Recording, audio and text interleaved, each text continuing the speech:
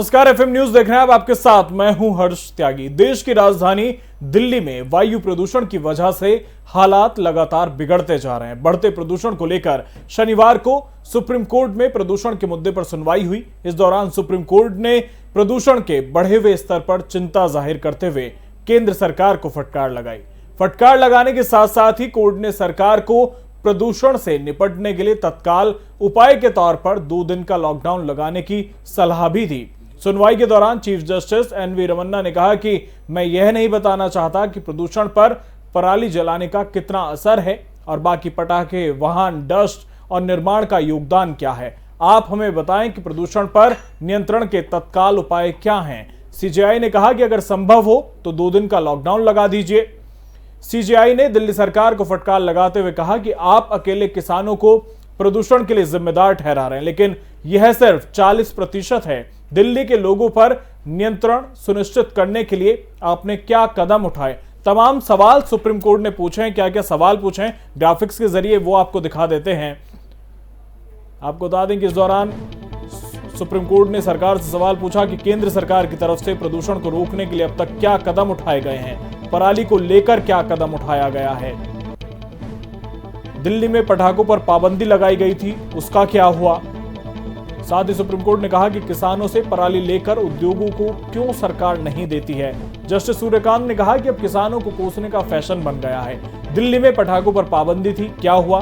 Delhi police क्या कर रही है। सीजेआई ने कहा कि हम प्रदूषण में कमी चाहते हैं। जस्टिस सूर्यकांत ने कहा कि वाहनों, पटाखों, निर्माण का क्या। सीजेआई ने केंद्र से कहा है कि हालात कितने खराब हैं आप जानते हैं। पराली जलाने से हालात खराब हुए हैं, इसे रोकने के लिए सरकार क्या कदम उठा रही है। इस पर तुषार मेहता ने बताया कि केंद्र सब्सिडी पर मशीनें दे रहा है। जस्टिस सूर्यकांत ने पूछा कि इनका रेट क्या है। पराली और कचरा प्रबंधन की मशीनें इतनी महंगी हैं कि किसान उन्हें खरीद नहीं सकते। मैं भी किसान हूं, सीजेआई भी किसान है, हम जानते हैं कि क्या होता है। इस पर तुषार मेहता ने केंद्र सरकार की तरफ से जवाब देते हुए कहा कि 80% सब्सिडी दी जाती है। सुप्रीम कोर्ट ने पूछा कि केंद्र किसानों से पराली लेकर उद्योगों को क्यों नहीं देता। कोर्ट ने केंद्र से हरियाणा में बायोडिकम्पोजर इस्तेमाल करने वाले किसानों और जमीन का प्रतिशत पूछा। केंद्र की ओर से आंकड़े पेश किए गए। सुप्रीम कोर्ट में सुनवाई सोमवार सुबह 10:30 बजे तक के लिए टल गई है। सुप्रीम कोर्ट ने केंद्र और सभी राज्यों को प्रदूषण कम करने के कदमों पर आपात बैठक में लिए गए फैसलों के बारे में जानकारी मांगी है। तो सवाल ये कि इस बढ़ते प्रदूषण के लिए जिम्मेदार कौन है और इस पर लगाम कैसे लगाई जाए, इसी पर हम चर्चा करेंगे। तमाम मेहमान हमारे साथ इस चर्चा में जुड़ेंगे और ये कुछ तस्वीरें हम आपको दिखा रहे हैं। लगातार दिल्ली में वायु प्रदूषण बढ़ता जा रहा है। सुप्रीम कोर्ट को यह कहना पड़ा कि आप 2 दिन का लॉकडाउन लगा दें अगर संभव हो तो, और सरकार से तमाम सवाल पूछे कि अब तक आपने क्या किया है। आपको बता दें कि जो पिछली रिपोर्ट सामने आई हैं उन पर अगर नजर डाली जाए तो प्रदूषण का मामला इतना गंभीर है जिसे लेकर हम लोग काफी लापरवाही बरत रहे हैं। और यहां पर सिर्फ जिम्मेदारी सरकार की ही तय नहीं होती है, आम जनता की भी जिम्मेदारी है। तो सवाल ये कि दिल्ली में जो ये प्रदूषण बढ़ता जा रहा है, इस पर लगाम कैसे लगाई जाए, इसी को लेकर हम चर्चा करेंगे। क्योंकि अब सुप्रीम कोर्ट ने कह दिया है कि लोग घर में मास्क लगाकर बैठ रहे हैं और दिल्ली में लॉकडाउन अगर लगाया जा सकता है तो 2 दिन के लिए लॉकडाउन लगा दीजिए। हवा इतनी खराब हो चुकी है।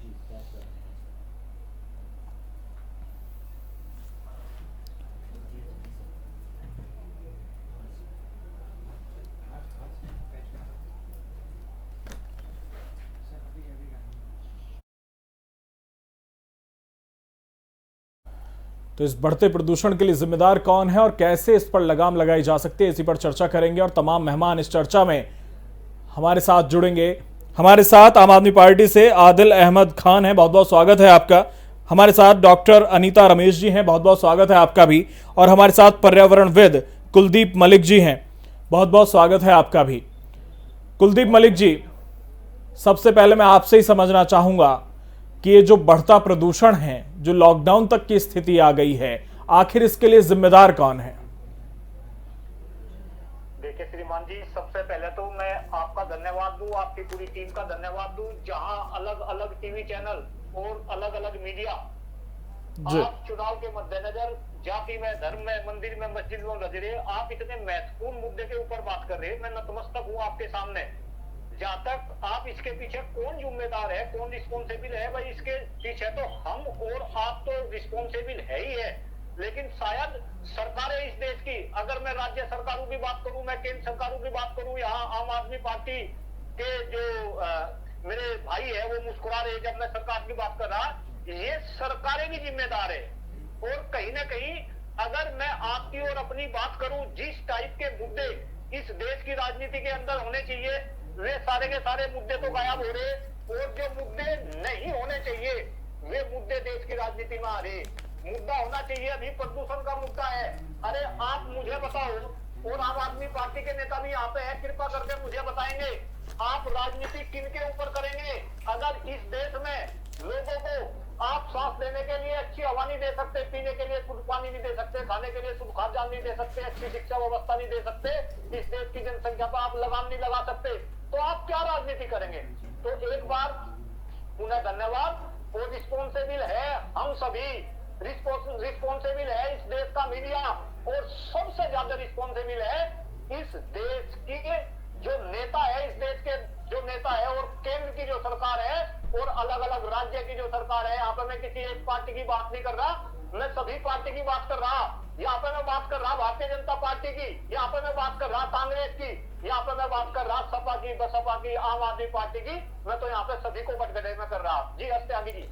जी आदिल खान जी हमारे साथ जुड़े, आम आदमी पार्टी के प्रवक्ता हैं। आदिल खान साहब, लगातार दिल्ली का प्रदूषण बढ़ता चला गया, स्थिति ये हो गई कि सुप्रीम कोर्ट को कहना पड़ रहा है कि 2 दिन का लॉकडाउन लगा दीजिए। सरकार क्या कर रही है साहब?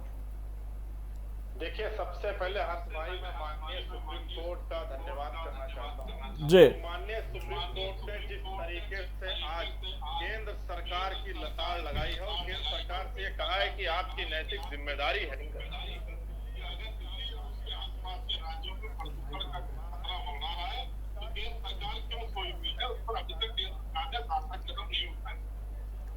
जहां तक दिल्ली की बात की जाए, दिल्ली की जो भौगोलिक स्थिति है उससे हम सब भली भांति परिचित हैं। दिल्ली के आसपास के जो राज्य हैं, चाहे वो पंजाब हो, चाहे हरियाणा हो, राजस्थान हो, उसके बीच में दिल्ली घिरी हुई है। दिल्ली की अगर बात की जाए तो दिल्ली के अंदर पिछले 7 सालों में अरविंद केजरीवाल जी की सरकार लगातार प्रदूषण के खिलाफ युद्ध लड़ रही है। जी, केजरीवाल जी की सरकार ने जनता के साथ मिलकर एक बायोडिकम्पोजर बनाया है, जिसको छिड़कने से पराली जलकर खाद बन जाती है।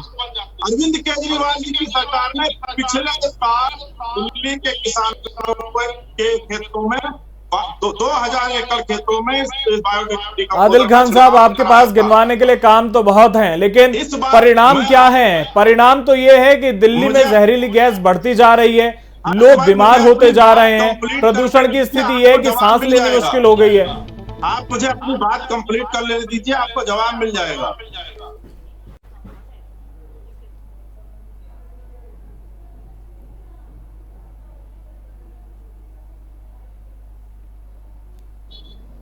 जी, आवाज मिल पा रही है आदिल खान साहब?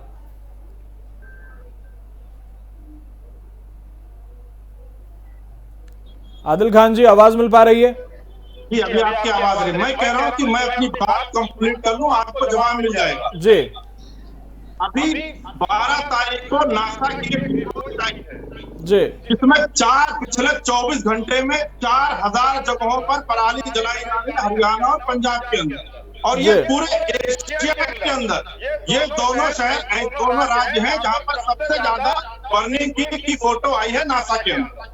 मैं पूछना चाहता हूँ भारतीय जनता पार्टी कांग्रेस शासित प्रदेशों से कि अगर दिल्ली के अंदर अरविंद केजरीवाल की सरकार अपने किसानों को फ्री में बायोडिकम्पोजर उपलब्ध करा सकती है, तो भारतीय जनता पार्टी और कांग्रेस द्वारा शासित राज्यों के किसानों को आखिर बायोडिकम्पोजर क्यों उपलब्ध नहीं कराया गया? आदिल खान साहब, ये ब्लेम गेम है, आप पंजाब और हरियाणा के लिए करते रहेंगे। सुप्रीम कोर्ट भी कह चुका है, सुप्रीम कोर्ट भी कह चुका है, क्या कब तक किसानों को कोसते रहेंगे? गल जाएगी उनको अपने खेत में पराली जलाने की जरूरत नहीं पड़ेगी। और बहुत अफसोस के साथ कहना चाहते हैं कि आज जिस तरीके से भारतीय जनता पार्टी और कांग्रेस के प्रदेशों में किसानों की दुर्व्यवस्था हो रही है, किसानों के साथ दोहरा व्यवहार किया जा रहा है, मुझे लगता है कि इस पर भाजपा और कांग्रेस के प्रदेशों कांग्रेस। आदिल खान साहब, पराली का जिक्र आप कर रहे हैं, वाहनों को लेकर आपने क्या किया है अभी तक? कब तक ये ब्लेम गेम खेलते रहेंगे? देखिए, कोई ब्लेम गेम नहीं है। आज दिल्ली के अंदर आप देखिए, दिल्ली के अंदर दिल्ली सरकार ने किसानों के लिए बायो डिकम्पोजर फ्री में छिड़कवाया है। हम लोग दिल्ली के अंदर 400 स्प्रिंकलर टैंकर से पानी का छिड़काव करा रहे हैं। दिल्ली के अंदर देश का पहला स्मोक टावर लगाया गया है। दिल्ली के अंदर 20 वाटर स्प्रिंकलर सिस्टम लगाए गए हैं। दिल्ली के अंदर 20 एंटी स्मोक गन लगाए गए हैं। आदिल खान साहब, क्या प्रदूषण पर कंट्रोल हुआ? दिल्ली के अंदर रेड लाइट ऑन गाड़ी आपका कैंपेन चलाया जा रहा है। क्या प्रदूषण पर कंट्रोल हुआ? कैंपेन चलाया जा रहा है। दिल्ली के अंदर ग्रीन वार रूम बनाया गया है। आदिल खान साहब, आप ये तो बता रहे हैं सरकार ने क्या किया, आप ये क्यों नहीं बताते कि परिणाम क्या रहे?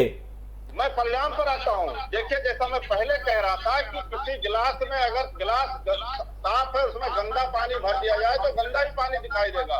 दिल्ली के अंदर का प्रदूषण दिल्ली के मुख्यमंत्री और दिल्ली के लोगों के सहयोग से कम हो रहा है। और आसपास के राज्यों की सरकारें जब तक नहीं जागेंगी, आसपास के राज्यों की सरकारें जब तक प्रदूषण के खिलाफ लड़ाई में एक साथ नहीं खड़ी होंगी, तब तक दिल्ली और एनसीआर के प्रदूषण को कम नहीं किया जा सकता। चलिए, ब्लेम गेम खेलते रहिए आप और दिल्ली की जनता का दम घुटता रहेगा। डॉक्टर अनीता रमेश हमारे साथ बनी हुई, आऊंगा मैं दोबारा आपके पास। अनीता जी, यहां पर मैं आपसे ये समझना चाहूंगा कि जिस तरह से लगातार प्रदूषण बढ़ता जा रहा है, बीमारियां बढ़ती जा रही हैं, अगर हम पिछली कुछ रिपोर्ट्स का जिक्र यहां पर करें तो कुछ डॉक्टर्स ने यह तक कह दिया है कि अगर इसी तरह से ये प्रदूषण बढ़ता रहा तो आने वाली जो महामारी होगी वो लंग कैंसर की महामारी हो सकती है। आपका क्या मानना है और क्या सुझाव आप आम जनता को देना चाहती हैं? क्योंकि ये राजनीति में फंसा हुआ मुद्दा है, यहां पर राजनीति होती रहेगी, ब्लेम गेम खेलते रहेंगे, लेकिन प्रदूषण कंट्रोल नहीं होगा। एक डॉक्टर होने के नाते आप क्या सुझाव जनता को देना चाहेंगी जिससे कि वो उस प्रदूषण का असर कम हो सके, वो बच सकें? जैसे कि जो पोल्यूशन है, एयर पोल्यूशन चल रहा है, इसको बोलते हैं PM2.5 जी। ठीक है, इसके कम जो पार्टिकुलेट मैटर होते हैं वो हमारा लंग्स के अंदर आ जाते हैं जी। अभी फेस्टिवल के समय जब हम लोग क्रैकर्स बर्स्ट किए हैं, उसके साथ साथ आपका गाड़ी का पोल्यूशन, कंस्ट्रक्शन पोल्यूशन, बर्निंग के साथ साथ जो पोल्यूशन है, क्या होता है, कोरोना वायरस इसी पार्टिकुलर मैटर के ऊपर लग जाते हैं और एक साथ दोनों हमारे सांस के अंदर से अंदर आ जाते हैं। और इस कोरोना वायरस के इन्फेक्शन के टाइम क्या हो रहा है कि हमारा जो लाइनिंग है, नाक का, मुंह का, सांस लेने का और लंग्स का पूरा डैमेज हो जाते हैं वायरस के इन्फेक्शन से। और उसके साथ साथ अगर आपके पार्टिकुलर मैटर भी तो और भी डैमेज ज्यादा होने लगता है। जिसको कोरोना वायरस का इन्फेक्शन हुआ और अगर आप निकल आ रहे हैं, रिकवरी पीरियड में है, उसमें होने में दिक्कत होता है बिकॉज आपका लंग्स सही ढंग से ब्रीदिंग एक्सरसाइज नहीं कर पा रहे, exchange of oxygen and carbon dioxide नहीं हो रहा है सही ढंग से। उसके साथ साथ अंडरलाइन लंग डैमेज, बीमारी बढ़ते रहते हैं, उसके बोलते हैं पोस्ट कोविड सिंड्रोम। और पोस्ट कोविड सीक्वेली सांस फूलते रहते हैं काफी महीना तक और ब्रीदिंग डिफिकल्टी, ऑक्सीजन सैचुरेशन कम रहते हैं। ओके, अगर आप ये भी बताए हैं पोल्यूशन से कभी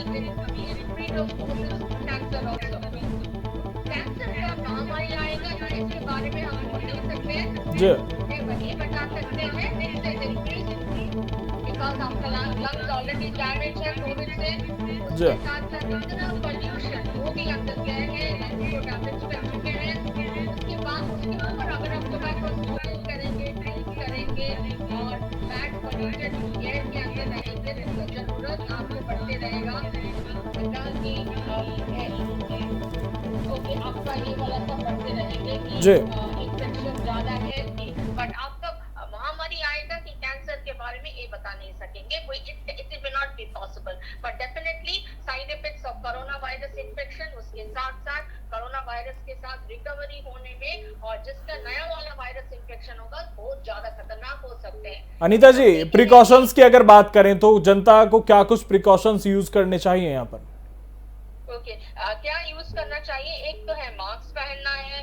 अगर आप ऐसे करके देखेंगे कि बीमारी ऐसे चल रहा है तो मास्क हमेशा घर पे पहनना है, बाहर पे भी पहनना है। और साधारण मास्क नहीं है, 3 प्लाई मास्क पहनना चाहिए, 3 लेयर होगा जो हमको इस पार्टिकुलेट मैटर से आप बच सकते हैं। उसके साथ साथ ब्रीदिंग एक्सरसाइज भी करना है और फ्रेश एयर के भी जब होगा तब उसी को लिए इनहेलेशन एक्सरसाइज प्राणायाम करना है।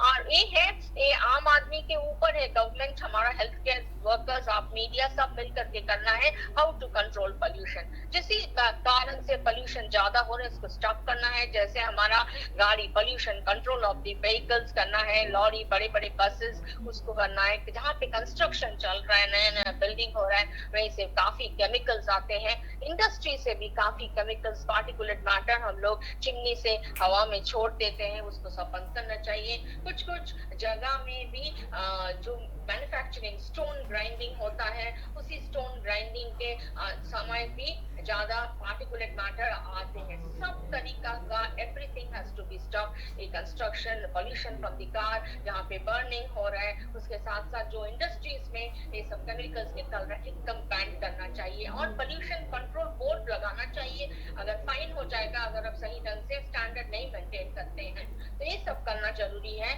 और उसके बाद अवेयरनेस भी है। और ये सब हमारे ख्याल से काफी राज्यों में ये क्रैकर्स, ये जो हम लोग दिवाली के समय यूज कर चुके हैं, बंद था। One of them is West Bengal, I know, ये वहीं पे एकदम ये क्रैकर्स नहीं हुआ इस बार, तो उसी हिसाब से उनका पोल्यूशन लेवल काफी कम है। चलिए ठीक है, आऊंगा मैं दोबारा आपके पास।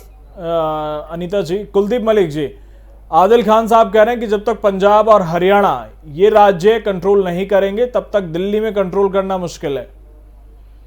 देखिए श्रीमान जी, इस देश का सबसे बड़ा दुर्भाग्य है ये जो हमारे नेता है, जो अलग अलग पार्टी के हैं, ये केवल और केवल एक दूसरे के ऊपर आरोप प्रत्यारोप लगा रहे। अब अगर हम दिल्ली के पोल्यूशन की बात कर रहे हैं, पहले तो मैं ये बात बता दूं, दिल्ली और एनसीआर में पोल्यूशन नहीं, पूरे हिंदुस्तान के अंदर जो है पोल्यूशन का कहर है। और ये पोल्यूशन आप मीडिया वाले भी और लोग बात तो ये समझ रहे हैं कि भाई ये केवल अक्टूबर से लेकर जनवरी फरवरी तक का ये पोल्यूशन रहता है। लेकिन अब तो मैं बिल्कुल गंभीरता से आपके चैनल के माध्यम से सब लोगों को ये बता रहा कि ये तो 12 के 12 महीनों की प्रॉब्लम है। और ये दिल्ली एनसीआर की प्रॉब्लम नहीं, पूरे हिंदुस्तान की जो है समस्या है। अगर आप आंकड़ों की बात करें, रिकॉर्ड की बात करें, WHO ने जो रिपोर्ट भेजी, उस रिपोर्ट में जो टॉप 10 शहर है दुनिया के, उनमें से 7 हिंदुस्तान के हैं। और सबसे पोल्यूटेड राजधानी अगर पूरे वर्ल्ड के अंदर है तो हमारी राजधानी नई दिल्ली है। अभी जैसे खान साहब बता रहे, इनकी सरकार जो है, आम आदमी की सरकार दिल्ली के अंदर है। ये दिल्ली वाले तो आरोप लगा रहे हैं कि भाई दिल्ली का जो पर्यावरण खराब करने में है वो रोल जो है हरियाणा और पंजाब का है। पंजाब वाले कह रहे हैं जो पंजाब में कांग्रेस की सरकार है और हरियाणा में बीजेपी की सरकार है, ये कह रहे हैं कि दिल्ली का जो खराब पर्यावरण है वो जो है आम आदमी की सरकार खराब कर दी। तो कहीं ना कहीं इन लोगों को शर्म आनी चाहिए। अरे ये इतने सेंसिटिव मुद्दे हैं। और मैं बता दूं कि जो हवा है ना, हवा है, पानी है, ये केवल आम आदमी को ही नहीं चाहिए, ये इन नेताओं को भी चाहिए। अभी मैडम बात कर दी थी, डॉक्टर मैडम बात कर दी थी, आप भी बात कर दी थी कि भाई ऐसे ऐसे कैंसर तक का खतरा हो जाए। मैं आपको ये बता दूं कि ये जो खराब हवा है ये बड़ों को तो इफेक्ट डाल दी, लेकिन जो छोटे बच्चे हैं उनको भी इसके कारण जो है लंग्स के अंदर प्रॉब्लम आ रही, बच्चों के अंदर हाइपरटेंशन बढ़ रहा, बच्चों के अंदर जो है बीपी बढ़ रहा। तो ऐसी समस्याएं क्या कभी हमने सोचा था कि हमारे बच्चे जो है डायबिटीज और हाइपरटेंशन के शिकार होंगे? तो कहीं ना कहीं हम सबको सोचना पड़ेगा। अभी डॉक्टर मैडम ने समाधान की बात करी, इन्होंने कहा कि भाई हमें ब्रीथिंग एक्सरसाइज करनी चाहिए। मुझे बता दो, शायद एक ऐसे इंसान के साथ में आप वार्तालाप कर रहा जिसकी कंप्यूटर साइंस में PhD होने के बाद मैंने मास्टर डिग्री योग में कर रखी और योग के अंदर मैंने काफी अध्ययन कर रखा। मैं तो इनफैक्ट बाबा रामदेव जो योग के प्रचारक है हिंदुस्तान में नहीं, हिंदुस्तान के बाहर आज के टाइम में, मैं उनसे भी एक क्वेश्चन करता हूं कि आप ब्रीथिंग एक्सरसाइज बताते हैं, आप प्राणायाम बताते हैं, लेकिन क्या जिस देश के अंदर एयर क्वालिटी इंडेक्स 400 के पार हो, क्या वहां पर प्राणायाम और ये ब्रीथिंग एक्सरसाइज कुछ असर दिखाएंगी? नहीं दिखाएंगी। तो मेरा इस चैनल के माध्यम से अनुरोध है इस देश के राजनेताओं से, अलग अलग राज्यों की सरकारों से, कि वो एक दूसरे के ऊपर आरोप प्रत्यारोप करना बंद करें और अपनी अपनी रिस्पॉन्सिबिलिटी। चलिए ठीक है आदिल खान साहब, यहाँ पर डॉक्टर अनीता जी ने साफ तौर से कंस्ट्रक्शन पर बड़ा फोकस किया। दिल्ली की बात करें, दिल्ली में 12 महीने 30 दिन कंस्ट्रक्शन चलता रहता है। अब मैं कंस्ट्रक्शन को लेकर आपने कोई फोकस नहीं करा। अभी आप जो है बायोडिकम्पोज की बात कर रहे थे, मेरे पास में सारा आंकड़ा है। आपने जितना खर्च उस बायोडिकम्पोज के ऊपर नहीं किया, उससे कई गुना खर्च आपने केवल और केवल उसके एडवर्टाइजमेंट में करा। चलिए ठीक है कुलदीप मलिक जी, जवाब ले लेते हैं आदिल खान साहब से। काम करना चाहिए। आदिल खान साहब, डॉक्टर अनीता जी ने भी कंस्ट्रक्शन का जिक्र किया, कुलदीप मलिक के भी कुछ सवाल हैं। तो सवाल यहाँ पर यह है, क्या आम जनता की जिंदगी दांव पर लगाकर विकास किया जाएगा? फिर ऐसे विकास की जरूरत किसके लिए है? क्योंकि मानकों का पालन इन बड़े बड़े कंस्ट्रक्शन में नहीं होता है। देखिए त्यागी जी, मैं मलिक साहब की बात को ही आगे बढ़ाता हूँ। मलिक साहब ने अभी कहा कि दिल्ली नहीं पूरे देश में प्रदूषण का कहर है। जी, अरविंद केजरीवाल जी की सरकार एक छोटे छोटे से सूबे की सरकार है, जिसके आधे मुखिया एलजी साहब हैं और आधे मुखिया केंद्र सरकार में बैठे हमारे होम मिनिस्टर साहब। उसके बावजूद भी दिल्ली के अंदर पिछले अगर 5 साल का रिकॉर्ड देखा जाए तो दीपावली से पहले दिल्ली के अंदर का जो प्रदूषण लेवल था वो पिछले 5 साल में सबसे कम स्तर पर था। और इस बात को कुलदीप भाई को भी एक्सेप्ट करना चाहिए और हर्ष भाई को भी एक्सेप्ट करना चाहिए, आदिल को भी एक्सेप्ट करना चाहिए।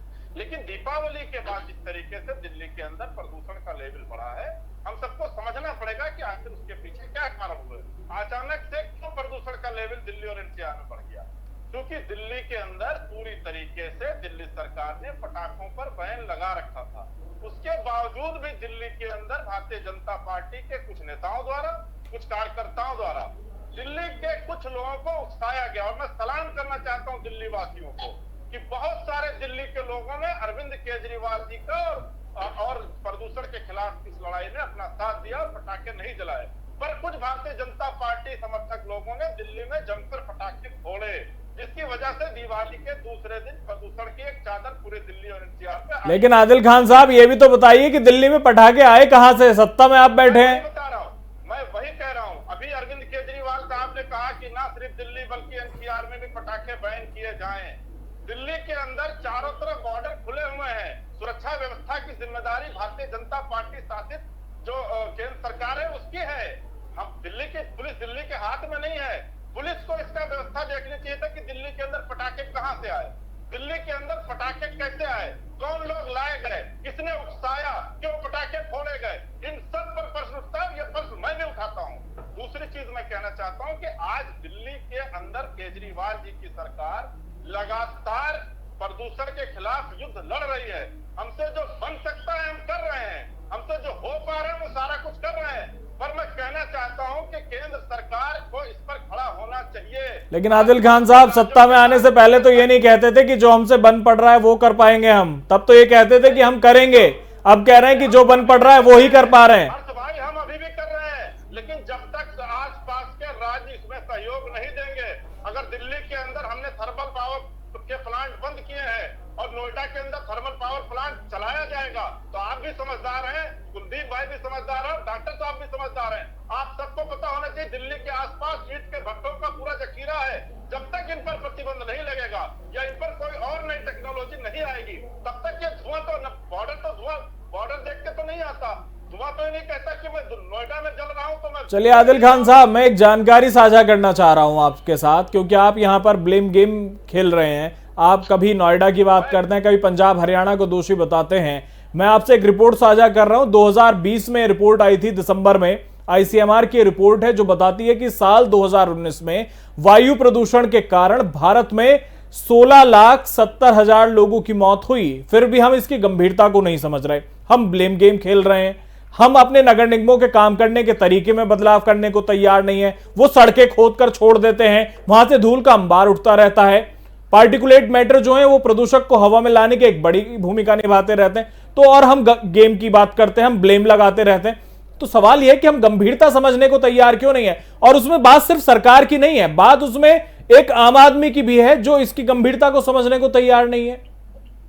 हर्ष भाई, आम आदमी पार्टी की सरकार बिल्कुल ब्लेम गेम नहीं खेल रही। हम ये कहते हैं कि हम अपना काम कर रहे हैं, दूसरे राज्यों की सरकारें अपना काम करें। अगर वो थोड़ा सा सीरियस होकर अपने अपने राज्यों में प्रदूषण के खिलाफ थोड़ा सा भी अभियान चला दे तो निश्चित तौर पर जो आज एयर इंडेक्स के लेवल है वो नहीं होगा। अभी आपने कहा कि दिल्ली के अंदर एमसीडी के लोग गड्ढा खोद कर छोड़ देते हैं। अभी डॉक्टर साहब PM 2.5 की बात कर रहे थे, जो 10 का पर्टिकुलर मैटर आता है। आज स्थिति यह है कि दिल्ली के अंदर एमसीडी में भारतीय जनता पार्टी का शासन है। अब मैं कहूंगा तो आप कहेंगे कि हम राजनीति कर रहे हैं, ब्लेम गेम कर रहे हैं। भाई, हम अपने स्तर का सारा काम कर रहे हैं दिल्ली के अंदर, पर जो दूसरी सरकारें हैं, जो भारतीय जनता पार्टी शासित प्रदेश हैं, जो कांग्रेस शासित प्रदेश हैं, उनके लोग क्यों प्रदूषण के खिलाफ एक भी काम नहीं कर रहे हैं, सिवाय चैनल पर बैठकर राजनीति करने के अलावा कोई भी काम नहीं कर रहे हैं। और आज मैं फिर से कह रहा हूं कि सुप्रीम कोर्ट का हम धन्यवाद देना चाहते हैं कि माननीय सुप्रीम कोर्ट ने आज जिस तरीके से केंद्र सरकार को लताड़ा है और ये कहा है कि तुम्हारी जिम्मेदारी है, क्योंकि प्रदूषण की चादर सिर्फ दिल्ली के अंदर नहीं है, प्रदूषण की चादर पूरे उत्तर भारत के अंदर है। वो नोएडा में भी है, वो गाजियाबाद में भी है। चलिए, ठीक है डॉक्टर अनीता रमेश जी। डॉक्टर अनीता रमेश जी, जिस तरह से सुप्रीम कोर्ट का ये कहना है कि 2 दिन का लॉकडाउन लगाइए, क्या लॉकडाउन समाधान है प्रदूषण को कम करने का? या लॉकडाउन में क्या होगा, अगर हमारा गाड़ी नहीं चलेगा, बस नहीं चलेगा, कुछ इंस्ट्रूमेंट ये सब बंद होगा, पर्टिकुलरली इंडस्ट्रीज बंद होगा, तो उसी हिसाब से हमारा पोल्यूशन लेवल थोड़ा बहुत कम होगा। लेकिन ये स्थायी समाधान के तौर पर हम लॉकडाउन को नहीं देख सकते। टेम्पररी है, इसमें ज्यादा इफेक्ट नहीं होगा, बट ये थोड़ा बहुत इफेक्ट होगा, बिकॉज अभी कंडीशन बहुत ही खराब है। अब अगर उसको बोलते हैं एयर क्वालिटी इंडेक्स, अभी दिल्ली का 499, वो काफी ज्यादा है, वेरी अलार्मिंग। बहुत सारे मेट्रोस में भी ऐसे हैं, बट दिल्ली में टू मच। इसी हिसाब से 2-3 दिन के लिए लॉकडाउन अच्छे होगा, थोड़ा बहुत कम कर देंगे। Already one of my colleagues have already said बच्चों को भी इसका हालात कम, बिकॉज अभी स्कूल शुरू हो चुके हैं और बच्चे स्टार्ट कर रहे हैं स्कूल जाने के।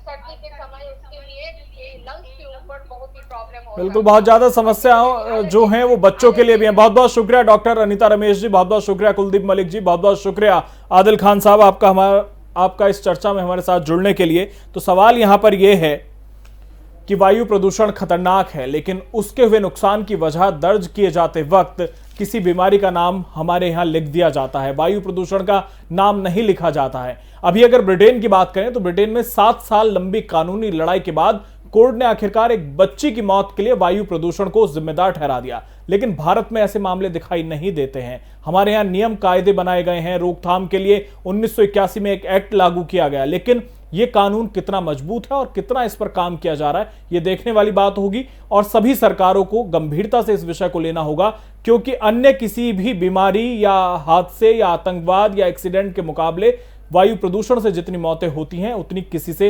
नहीं होती हैं। तो फिलहाल मेरे साथ इतना ही। बने रहिए FM न्यूज के साथ। नमस्कार।